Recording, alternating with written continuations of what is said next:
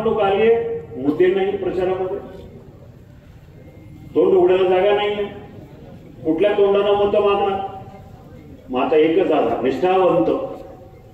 माझी निष्ठा साहेबांशी, मी संसदरत्न पुरस्कार प्राप्त आहे आणि त्यातूनही काही भागलं नाही. आता कांद्याचा प्रश्न मिटला, कांद्याची निर्यात बंदी उठली, मग आता भाषण काय करायची.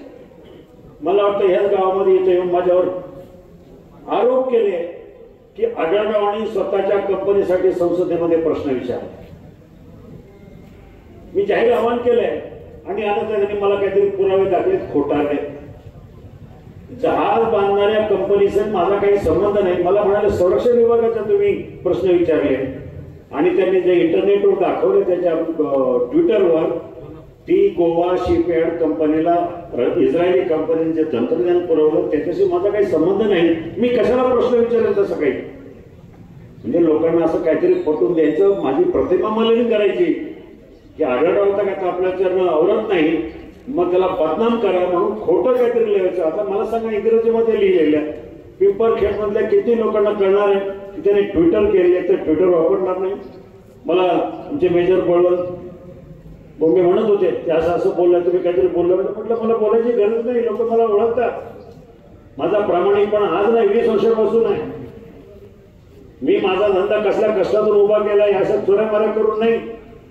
डोक्यावर पाठी घेऊन भाजीचा धंदा केला मुंबईमध्ये 5 वर्ष, हमाली केली आहे, शिपायाचं काम केलंय, त्यातून मी मोठा झालो. मला अशा कोबड्याची गरज नाही आहे. यांना फक्त काहीतरी कोणाला तरी कसं तरी बदनाम करायचं. आता विषय काय, कसं बोलणार, कोणाला काय बोलणार, कामं तर केली नाही. आणि म्हणून अशा प्रकारचा आधार घ्यायचा. आता त्यांच्याबद्दल एकच, मी साहेबांची एकनिष्ठ म्हणजे पवार साहेब ठीक आहे ना बरोबर, पण मी माझ्या जनतेशी एकनिष्ठ आहे.